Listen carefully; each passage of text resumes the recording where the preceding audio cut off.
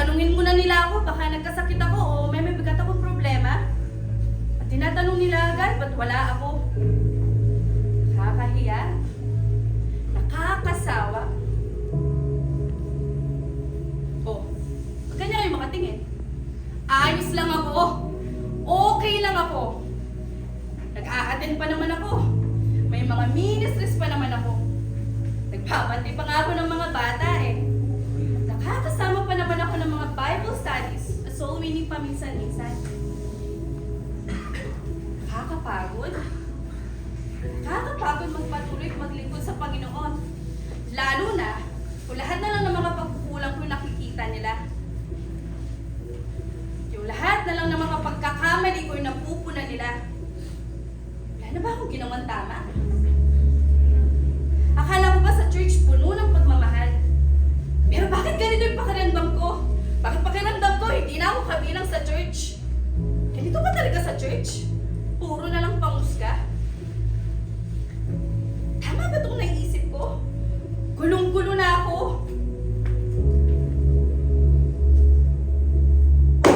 Search your heart. Examine yourself. Paulit-ulit ko naririnig ang mga salitang ito. Kahit saan ako magpunta, hindi ako nilulubayan ng mga salitang ito. Search your heart. Examine yourself. Isang araw, magtitig ako sa aking mga kapwa-kabataan na masaya naglilingkod sa Panginoon. Pahinto ako. Karamdam ako na sobrang kahihiyan. At habang ako ay nagbubulay-bulay, nangusap ko niya yung Panginoon sa akin. Naalala ko ang mga katagang, search your heart, examine yourself. Oh, di ba sa career noon sa mga kabataan na masaya naglilingkod sa Panginoon? Yung kahit pagod na pagod ka, ay excited ka pumunta sa mga gawain.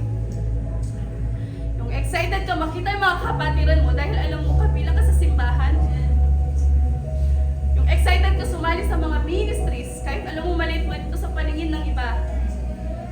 Noong mga panahon na persecuted ka, simbahan ng Panginoon ang nagsandalan mo. Di bali nang masaktan at mapagalitan, basta nasa puso mo, paglalaban mo ang Panginoon. Tatagol mo ang simbahan. Ipapakita mo sa mga magulang mo na tama ang maglingkod sa Panginoon. Napakalayo mo na. Napakalayo mo na sa dati. Bulagan na ang puso mo sa mga nararamdaman mo at sa mga kaisipang pinasok ng kaaway sa'yo. Yung mas nakikita mo na kamalian ng iba sa simbahan pero hindi mo makita ang sarili mo. Tignan mo yung sarili. Search your heart. Examine yourself. Di mo na ba maramdaman ang pagmamahal sa simbahan? Iniisip mo ba na ayos ka lang dahil may ginagawa ka pa naman?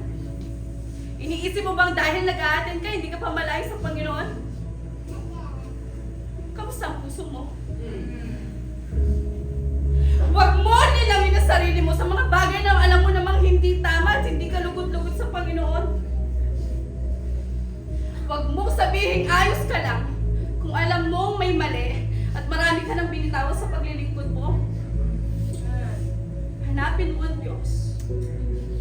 Hindi mo kalaban ang simbahan. Kung mayroon mang ibinigay ang Panginoon para protektahan at ingatan ka, ang simbahan yun.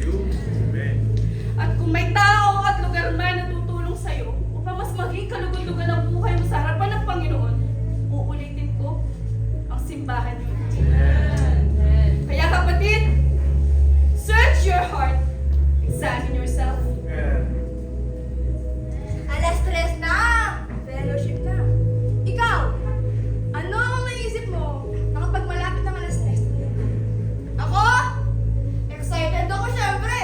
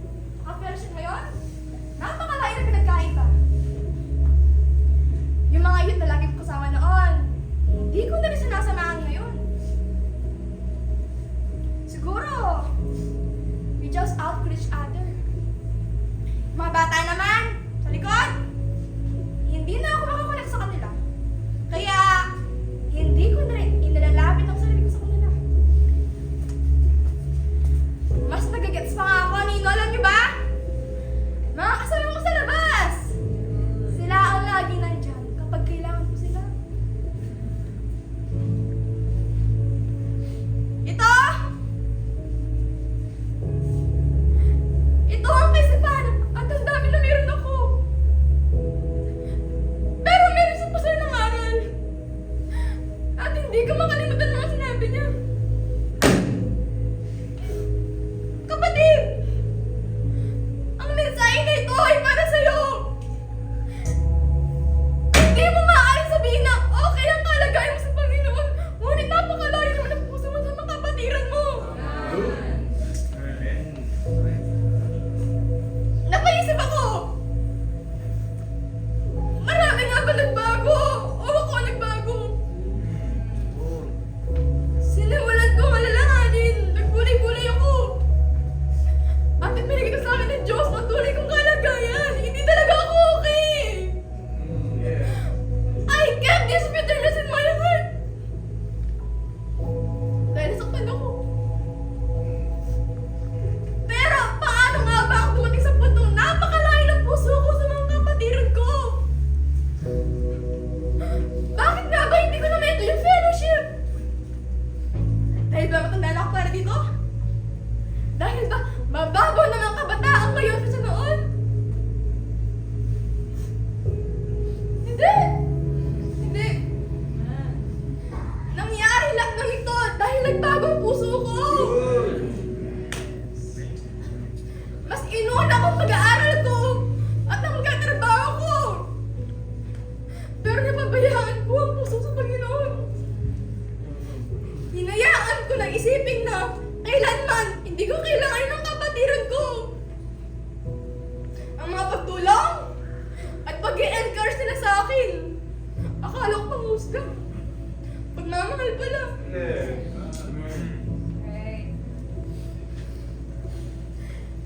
Kapwa ako kabataan. Ganyan ako. Hindi maturity ang pag-aasri sa sarili. Hindi kailanman naging ayos sa Panginoon ang salitang low-key. Kailanman hindi mo masabing ayos ang relasyon mo sa Panginoon kung ang mga mismong kapatiran mo ay hindi mo kayang mahalin. Tulad ng pagmamahal ng Panginoon sa atin. Alalahanin mo. Alalahanin mo nung tama pang puso mo sa Panginoon. Aminin mo! Aminin mo na kailanman hindi naging pangit ang tingin mo sa fellowship noong napakita mo sa Panginoon.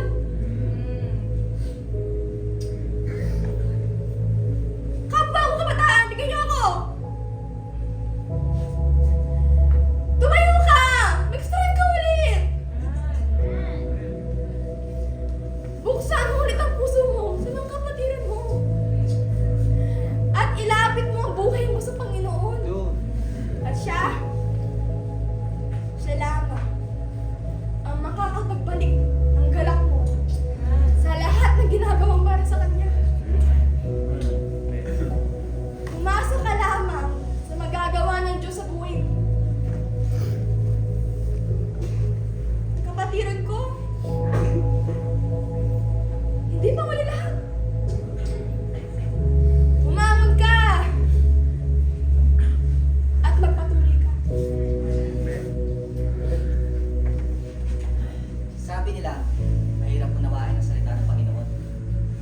Pero pag nakilala mo pala siya, bibigyan ka niya ng pangunawa. Naalala ko nga nung unang beses marinig ang salita ng Panginoon. Na tila ba ito isang liham na may napakatamis na mensahe na sasabing, mahal ka ng Diyos. Ako, mamahalin ng Diyos. Ang isang makasalanan tulad ko, namatay siya para iligtas ako sa aking pagiging makasalanan. Oo, at nalaman ko yan dahil sa kanyang mga salita. Kaya mula noon, sinikap kong basahin araw-araw at unawain ang mga ito. Napakarami niya palang pangako, no? Hindi ko na mabilang sa sobrang dami. Naranasan ko na para bang napakalapit ng Diyos sa tuwing binabasa at pinakikinggan ko ang kanyang mga salita.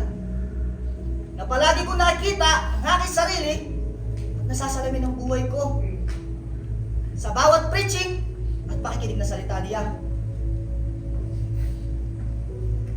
Pero isang beses, may ay isang beses nalaktawan ko ang pagbasa ng salita ng Panginoon. Teka, nagbintis lamang ako ng isang beses ha. Wala naman siguro mawawala doon, di ba? Sobrang pagod ko kaya nung araw na yun. Naglinis ng bahay, pumunta sa gawain. Di ba nakakapagod? Hindi ko kinayang antok.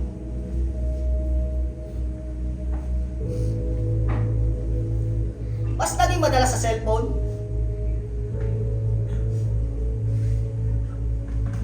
Kahit ilang oras, kayang-kaya ko mag-cellphone.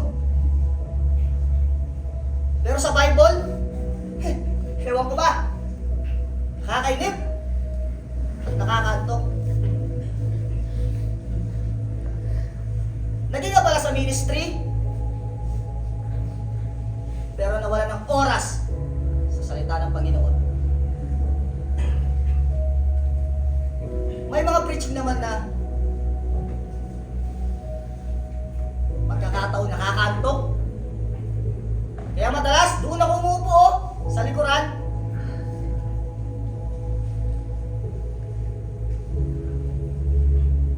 Pero may mga preaching talaga na mangungusap sa iyo ang Panginoon. Umiyak pa nga ako nun sa sobrang sakit. Ako yun! Ako yung may kailangan gawin para maibalik ang personal relationship at devotion ko sa Panginoon. Ako yun.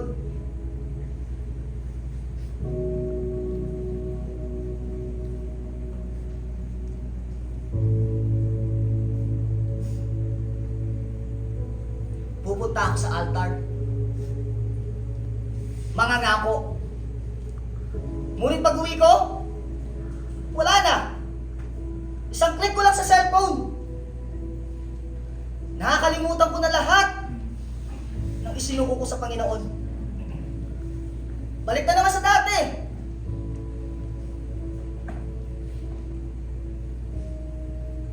Sa Sunday school, dahil hindi kami close ng teacher ko, parati din niya ako pinatatamaan. Kaya madalas, hindi ako interesado. Tingin-tingin na lang ako sa paligid ko para hindi ako mapagot. Pero may mga preaching naman na parang lagi na lang din ako pinatatamaan eh. Bakit di pa kaya nila banggitin ang pangalan ko, no? Ano na naman kaya ang sinabi nila o isinumbong nila kay pastor? Ang gagawin ko na lang nun, tatanggapin ko yung magaganda. At yung mga patama, mananagutan na lang nila yon. Basta alam ko kung alin lang ang para sa akin. Pero habang lumilipad ang isipan ko, biglang lumakas ang boss ng teacher namin. Tama bang narinig ko sinabi niya? Tumigil ka na lang. Hindi naman naging tapat ang Diyos sa buhay mo. Huminto ka na lang, huwag ka na magpatuloy. Dahil hindi naman naging tapat ang Diyos sa mga pangako at salita niya sa'yo. Ha? Ang mga salitang ito ay umalingaw mo sa aking tenga na para bang narinig ko ang munting tinig ng Panginoon. Tinanong ko ang aking sarili, totoo ba? Hindi naging tapat ang Panginoon sa buhay ko? Totoo ba? Hindi siya naging tapat sa mga salita at pangako niya? Pero hindi kasi ganun ang Panginoon. Tuloy ng aming Sunday school teacher. At sa mga oras na yon, unti-unti sumasariwa sa aking puso't isipan ang mga bagay na natutunan ko sa salita ng Panginoon. Mga pangako nga akin noon minsan pinahawakan. Yun yung mga bagay na totoo. Dahil hindi ko iningatan ang salita ng Diyos sa puso ko, nagdulot ito ng malaking puwang sa buhay ko. Nagawa ko na pala ang mga bagay na hindi ko inaakalang magagawa ko. Panginoon! Panginoon ko! Patawarin ninyo po ako kung naging napakatigas ng aking puso. Kabataan! Ikaw! Oo, ikaw! Kailan mo muling hahayaan pumilos sa Diyos? Nang malaya, pati ang salita niya sa buhay mo! Kailan? Oo, ang salita ng Diyos, madalas masakit. Pero para ito siya kakabuti mo. Naisip mo, pinatatamaan ka, natatamaan ka. Dapat lang yan. Dapat lang. Dahil tandaan mo, hindi magkakaroon ng pagkakataon na marinig mo ang salita ng Diyos na hindi para sa'yo. Para sa'yo yan. Maaaring ito i-rebuke o paalala o di kayo isang babala.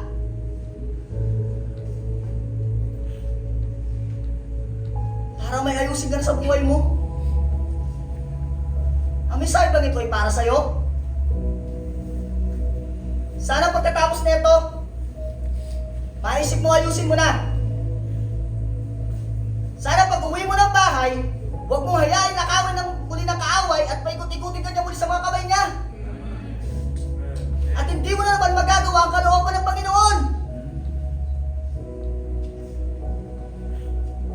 Lagi niyong pakakatandaan, ang salita ng Diyos ay ibinigay niya para hindi ka saktan. Ibinigay niya ito para matuto ka sa katotohanan at maituwid ka sa kamalian mo, sa mga kalikuan mo. Humingi tayo ng tulong sa Diyos, mga kapatid. Humingi tayo ng tulong. Noong ako'y nakakilala sa Panginoon, isa sa mga bagay na pinagpapasalamat ko ay ang panalangin. Natutunan kong manalangin ng tunay sa Panginoon. 1 oras, 2 oras, hindi sapat para kausapin siya. Lagi akong naghahanap ng paraan para kausapin siya. Napakasaya, hindi nakakasawa. At alam niyo ba, na sa bawat pagluhod ko sa panalangin ay napakadali na lang para sa akin na maramdaman ang presensya ng Diyos. Ganyan ko kamahal ang panalangin. Pero, hindi pala sa lahat ng pagkakataon ay ganun ang pakiramdam. Hindi pala palaging madali na maranasan ang presensya niya sa panalangin. May mga panahon na para bang napakalayo ng Diyos, na parang napakalayo ng presensya niya. Lalo na kung may mga panalangin kang hindi nasasagot, na para bang ang tagal sumagot ng Diyos. Kaya dumating sa punto sa buhay ko na napagod akong lumuhod. Napagod akong tumawag sa pangalan ng Panginoon. 1 taon? 3 taon? Hindi. 5 taon. 5 taon ako nagantay. Pero hanggang ngayon, wala pa rin. Wala pa rin dumarating.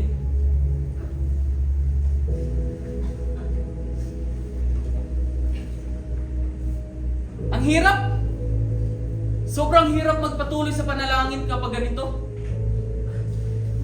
Itutuloy ko pa kaya? O, hayaan ko na lang. Idagdag mo pa ang mga pagkukulang ko. Ilang beses na akong may pinangako sa Diyos na napako. Mga isinuko, pero hanggang ngayon, hindi ko pa rin nagagawa at nababago. Mga kasalanan na paulit-ulit kong hinahawakan. Napilit kong hinahawakan na hanggang ngayon, hirap na akong bitawan. Kasalanang tago sa marami.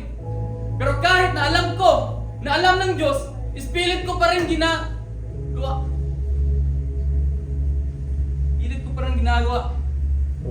Kaya, nawala ang saya ko sa panalangin. Noon, 1 oras, hindi sapat para siya kausapin. Pero ngayon, 3 minuto, 5, o di kaya 10. Para sa akin, sapat na para kausapin siya. Hanggang sa Maabot sa punto, tumatawag na lang ako sa pangalan ng Panginoon kung may pangangailangan ako. O di kaya kung sobrang bigat na ng aking pakiramdam. Kapag nagiging ayos, ito, mawawala na naman ako. O di kaya kung may mga pinagdadaanan ako na para bang ang hirap magpakatapat sa Panginoon, pero kapag okay ka na, magtatapat ka na naman ulit. Pero pagkalipas ang ilang panahon, babalik ka na naman sa dati.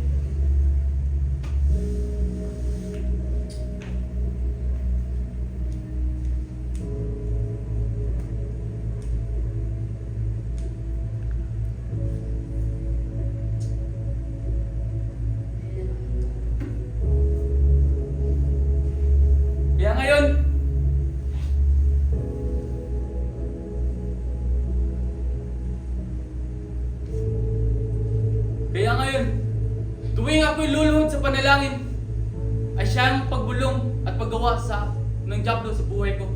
Na nagsasabi, hindi na daw ako karapat-dapat na humarap sa harapan ng Diyos. Dahil sa napakalayo ko na at napakarumi ng buhay ko. Oo nga pala, napakarumi ko at napakalayo ko na sa Panginoon. Kaya wala rin saysay na ako pa'y lumapit sa Kanya. Humingi at lumapit. Kasi hindi rin naman ako papakinggan eh.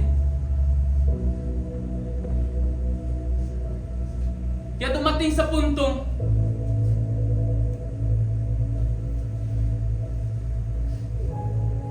nawala na ang saya sa puso ko. Nawala na ang init sa buhay ko sa panalangin.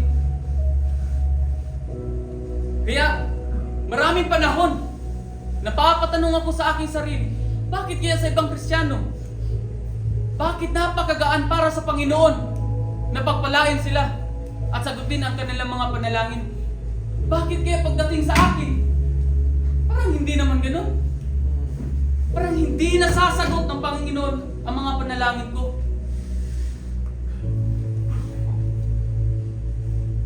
Kaya minsan, dumating sa puntong sa tuwing prayer meeting, inaantay ko na lang yung music matapos at ang prayer time. Nandyan ako, nakapikit, nakayuko, pero hindi naman nananalangin. Mahaba at maayos lang ang aking panalangin kapag may ka-prayer partner ako. O di kaya kapag naririnig ng iba. Pero sa katunayan, hindi naman pala totoo.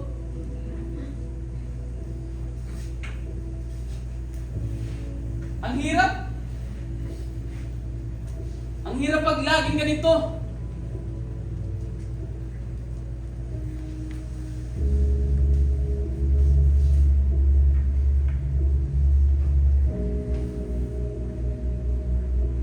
Kaya,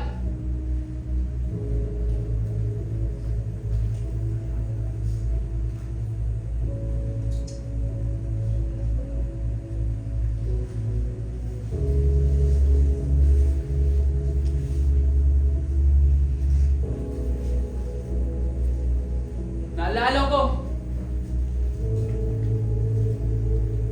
na may isang pastor na nangaral na nagsasabing, the Lord is just one prayer away. Amen. God is too good to be unkind. God is too wise to be mistaken. God is too gracious and merciful not to forgive. Naalala ko, oo nga pala, lugi pala ako sa ginawa at sinunod ko na desisyon. Napagtanto ko na mali pala ang lahat ng aking mga desisyon na ginagawa. Mas pinili ko na lumayo sa Panginoon kaysa ayusin ko ang relasyon sa Kanya. Masyado akong nagdamdam sa Panginoon. Masyado.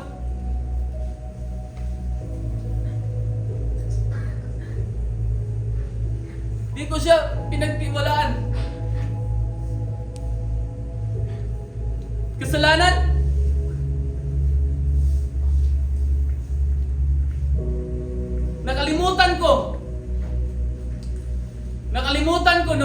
walang kasalanan na hindi niya ako napapatawad. Walang pagalugmok na hindi niya ako sinakluluhan. At nakalimutan ko na wala pa lang, na alam pa lang ng Diyos ang mas nakakabuti sa akin at hindi. Kaya pala minsan hindi. Hindi yung sagot niya. Kasi alam ng Diyos na hindi pa tayo handa sa mga bagay yun. At alam ko na alam ng Diyos kung ano ang puso ko.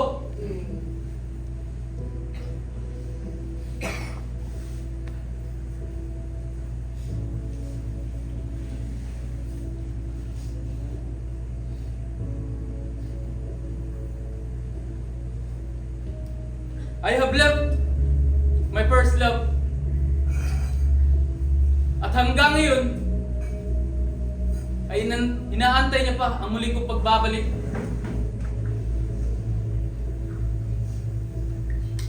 Kaya ngayon, iluluhod ko ang aking mga tuhod at ako'y magpapatuloy.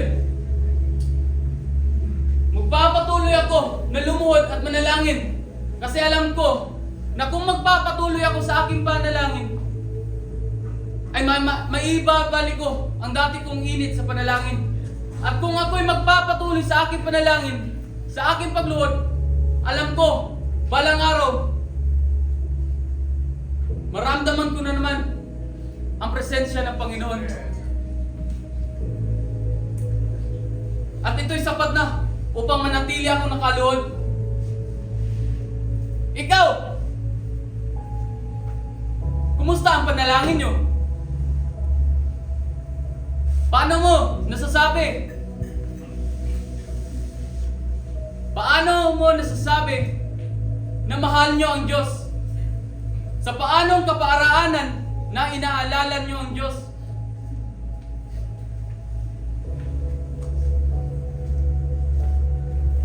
Kapatid, kung alam nyo sa sarili nyo na napakalayo nyo na, lumuhod kayo. Kilalanin nyo ang Diyos na inyong pinaglilingkuran.